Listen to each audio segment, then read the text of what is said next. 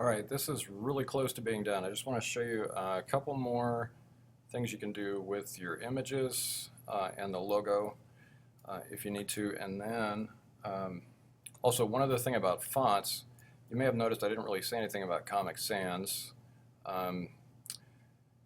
You can use Comic Sans very sparingly and in just the right situation, but as far as like having a whole section of your site be in Comic Sans, like your main content area or even the sidebar, that probably wouldn't really be appropriate for a sort of serious website. Comic Sans has its uses in just certain very specific and limited situations. So just like don't use Times New Roman on your whole page, don't use Comic Sans on your whole page either.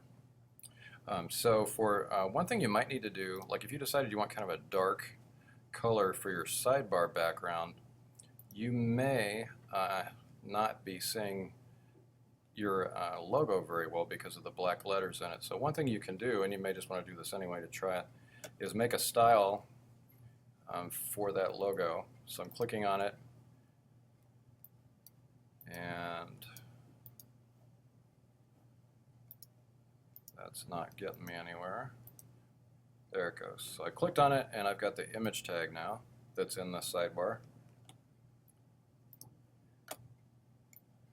And then so it's making a new compound for image tags that are within a paragraph within the sidebar, which is fine. And you can put a background color on this. It's got an actual transparent background, you probably noticed. So I'm just going to go to background and try choosing one of my others. So if your background color is either very light, so the S isn't showing up real well, or very dark, so the other letters aren't showing up very well, this is something you can do. Go back to picking one of these sort of in-between colors that will let those show up. Actually, on mine, the black doesn't show up real great on that. I don't know. So let's say I choose this one. I may or may not go with that. Okay, and then one other thing for your images, if you want to, you may put a border around some of your photographs that you have in your page, or around all of them. Where I'm especially thinking that might look good is on these, where the white background is very similar to the background of my main content area, but it's not quite a match, and it's just sort of more of a conflict than anything, and it looks like a mistake. So I'm going to see what it looks like if I select that image.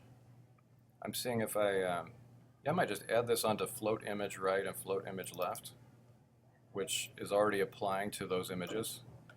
So I'm going to add on under box, instead of padding, left padding, I'm going to change it to left margin. And that way it'll still look the same, except this border that I was going to add would be outside of that padding, and it would look weird on that one side.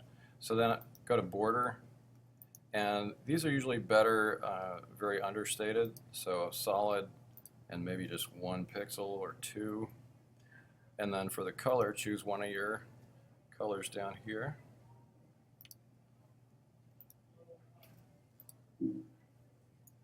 Okay, and then so I might do the same thing for my images that are floating to the left. Float image left. Change from right padding to right margin. And do the border. Yeah, I did 1 pixel, my gold color. Okay, and that kind of makes them a little more polished, and makes that white to the other color not look so much like a mistake.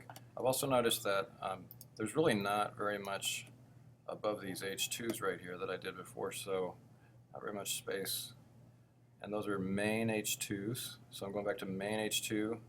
It says margin top 40, which that doesn't seem like, but try upping that to a bigger number. I was wondering what was going on. I was changing it, and you may have noticed it was only changing on the first one and not on these other ones. So I went to Live View. I clicked on this Live button right here, and that shows you a little better what's happening in the browser when you go to view it in the browser. So I think actually they're going to be okay. And then the other thing is this is all still one big H1 on this page. So I'm hitting enter, making this part into my H4, or no, sorry, it was H2. Okay, and I would do the same thing on each of my other pages. Like here's Africanized B, this is still, hit enter to separate them, make that an H2. Okay, getting near the end, and I'm noticing on my other pages, besides needing to fix the headings, that I need to produce or change this contact information so that it's in the contact class, which I'm still going to fix. I don't like the type being that small, but on each of my pages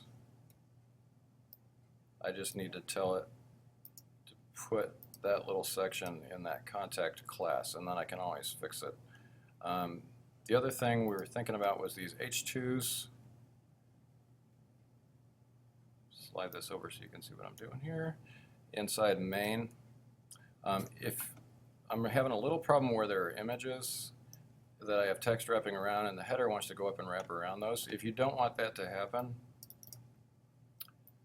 what you can do for those H2s is go to box and then set the float, sorry they are floating, set to clear both, so that'll clear it past the floats that are happening, so it'll start fresh in its own space, and that should help fix some of those. So the next video we're just gonna go over how to proofread what you got, make sure it's working, test it all out, and see what your last steps are.